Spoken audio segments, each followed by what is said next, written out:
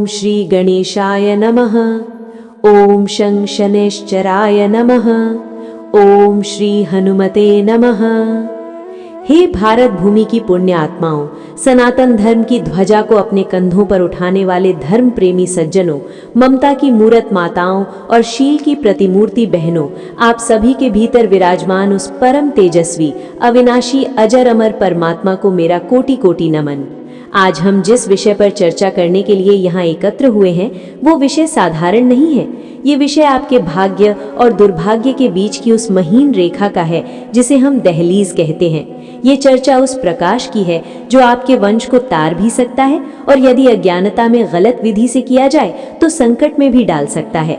इसलिए आज मैं उन रहस्यों से पर्दा उठाऊंगा जो शायद आज तक आपको किसी ने नहीं बताए। आज हम जानेंगे कि कैसे एक छोटी सी भूल राजा को रंक बना देती है और कैसे एक सही दीपक रंक को राजा बना देता है। किंतु इस गंभीर ज्ञान गंगा में अवगाहन करने से पूर्व मेरा आप सभी आस्तिक जनों से एक करबद्ध और विशेष आग्रह है कि हम इस आध्यात्मिक मंच के माध्यम से लुप्त हो रहे ऋषियों के विज्ञान को, सनातन सत्य को आप तक पहुंचाने का भागीरथ प्रयास कर रहे हैं।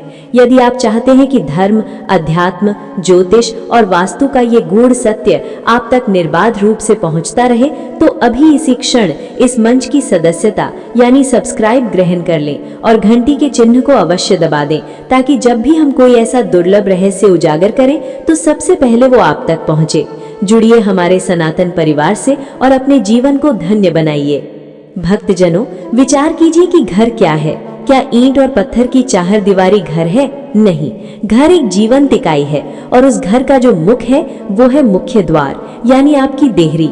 हमारे शास्त्रों में देहरी को लक्ष्मण रेखा माना गया है।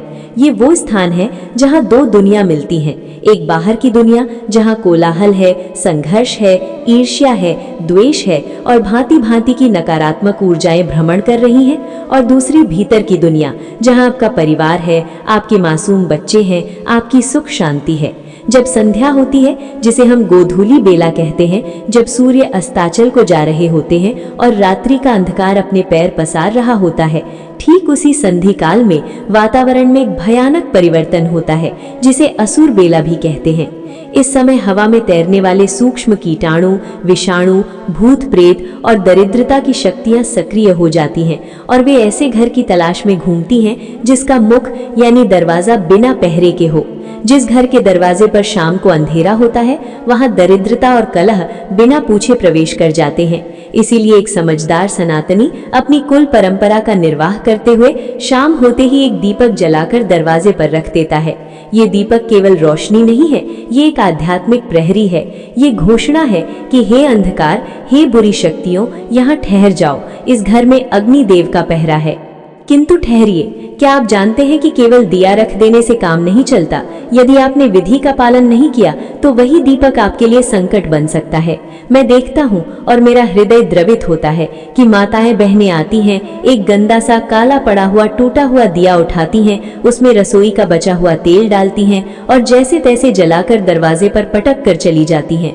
सावधान हो जाइए, क्योंकि शास्त्र कहते हैं कि खंडित पात्र में पूजा स्वीकार नहीं होती। यदि आप टूटे हुए दिए में जिसका किनारा झड़ा हुआ है दीपक जला रहे हैं तो आप लक्ष्मी को नहीं, दरिद्रता को निमंत्रण दे रहे हैं। दीपक या तो साबुत मिट्टी का हो या धातु का हो, उसे नित्य साफ करें। दूसरी भूल आसन का अपमान है। दीपक साक्षात नारायण है, अग्निदेव हैं। क्या आप अपने आराध्य को, अपने भगवान को सीधे धूल भरी जमीन पर बैठाते हैं? नहीं, तो दीपक को सीधे चौखट पर क्यों रखते हैं? कान खोल कर सुन लो कि दीपक के नीचे हमेशा आसन होना चाहिए। चाहे थोड़े से चावल रखें, चाहे पुष्प की पंखुड़ी रखें या लकड़ी का छोटा बाजोट। जब आप दीपक को सम्मान देंगे तभी वो प्रकाश आपके जीवन को सम्मानित करेगा। बिना आसन के रखा गया दीपक पृथ्वी को भार देता है और उसका पुण्य फल क्षीण हो जाता है। अब हम प्रवचन के उस भाग में प्रवेश कर रहे हैं जो आज के सत्संग का प्राण है और जहां सबसे अधिक सावधान रहने की आवश्यकता है। सप्ताह के बाकी दिन आप थोड़ी बहुत चूक कर भी दें तो ईश्वर क्षमा कर देते हैं, लेकिन शनिवार के दिन दीपक जलाने वाले कान खोल कर सुन लो, नहीं तो पछताओगे। जी हाँ, ये शब्द कठोर है पर सत्य है। शनिवार कोई साधारण दिन नहीं है, ये कर्म फलदाता शनिदेव का दिन है, ये न्याय का दिन है। शनिदेव को क्रूर नहीं, कठोर कहा गया है। वे अनुशासन प्रिय हैं। यदि शनिवार को आपने दीपक जलाने में अशुद्धि की, लापरवाही की या गलत विधि अपनाई तो उसका दंड आपको तत्काल मिल सकता है। लोग शनिवार को शनि दोष, साढ़े साती और ढैया से बचने के लिए दीपक जलाते हैं, लेकिन अज्ञानता के कारण वे दोष मिटाने के बजाय दोष बढ़ा लेते हैं। शनिवार को शनिदेव के निमित्त जो दीपक जलता है वो केवल और केवल शुद्ध सरसों के तेल या काले तिल के तेल का होना चाहिए। कुछ लोग क्या करते हैं कि घर में पूड़ी पकौड़ी तली थी, जो तेल कढ़ाई में बच गया, काला पड़ गया, उसी को उठाकर दीपक में डाल दिया और सोचते हैं कि भगवान को तो तेल ही चाहिए। यदि आप ऐसा करते हैं तो पछताओगे। ये सबसे बड़ा अपराध है। शनिदेव को जूठा और गंदा तेल अर्पण करना उनका अपमान है। ये दरिद्रता को सीधे घर बुलाना है। शनिवार का तेल बिल्कुल अलग, साफ और शुद्ध होना चाहिए। यदि आप अपने दुर्भाग्य को जलाना चाहते हैं तो तेल की शुद्धता से समझौता न करें।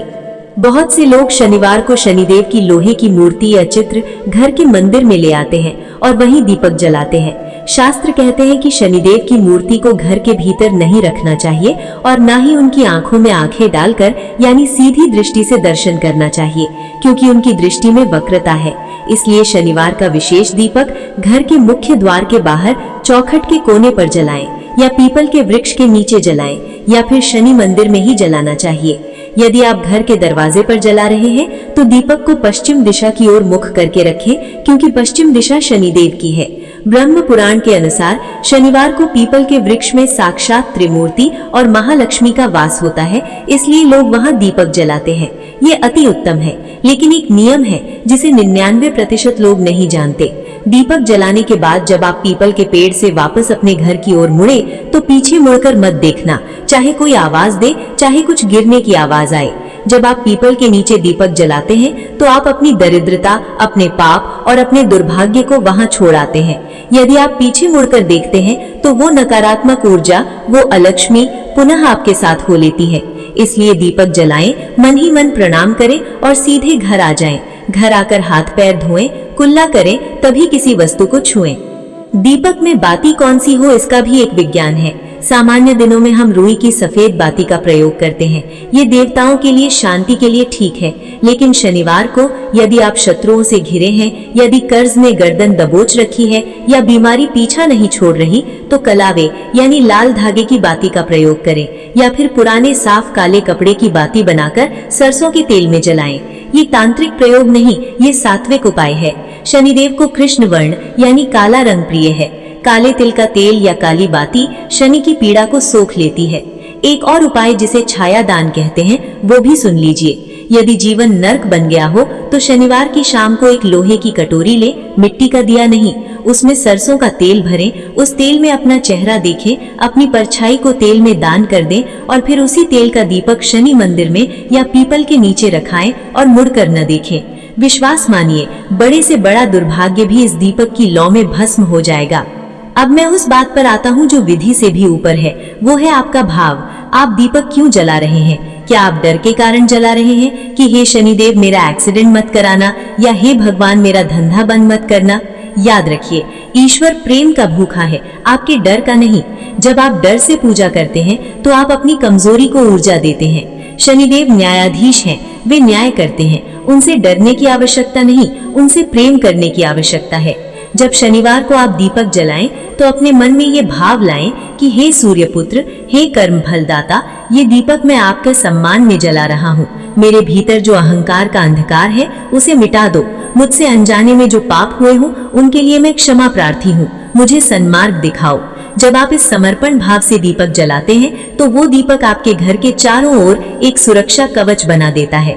फिर दुनिया की कोई भी तांत्रिक क्रिया, कोई भी बुरी नजर आपके परिवार का बाल भी बांका नहीं कर सकती। सामान्य दिनों यानी शनिवार को छोड़कर दीपक जलाते समय लौ की दिशा का बहुत महत्व है। उत्तर मुखी दीपक धन के लिए होता है। यदि आप चाहते हैं कि घर में बरकत हो तो लौ उत्तर की ओर रखें, ये कुबेर की दिशा है। पूर्व मुखी दीपक आरोग्य के लिए है। यदि घर में लोग बीमार रहते हैं तो लौ पूर्व यानी सूर्य की दिशा की ओर रखें। लेकिन सावधान, दक्षिण दिशा यमराज की है। सामान्य दिनों में भूल कर भी दक्षिण की तरफ लौ न करे, ये मृत्यु तुल्य कष्ट देती है। दक्षिण मुखी दीपक केवल पितृपक्ष में या किसी की मृत्यु होने पर जलाया जाता है या फिर हनुमान जी के विशेष पूजन में जलाया जाता है। मेरे प्यारे आत्मन, बाहर का दीपक तो हवा के एक झोंके से बुझ सकता है, तेल खत्म होने पर बुझ सकता है, लेकिन एक दीपक और है जिसे आपको जलाना है, वो है संस्कारों का दीपक।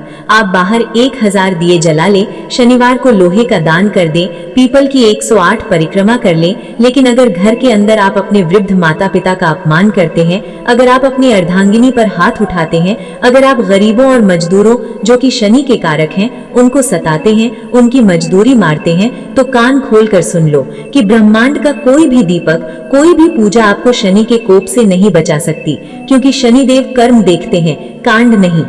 असली दीपक जलाना ये है कि जब आप घर में प्रवेश करें तो अपनी सारी कड़वाहट, अपना सारा क्रोध, अपनी सारी चालाकियां बाहर चौखट पर छोड़ दें।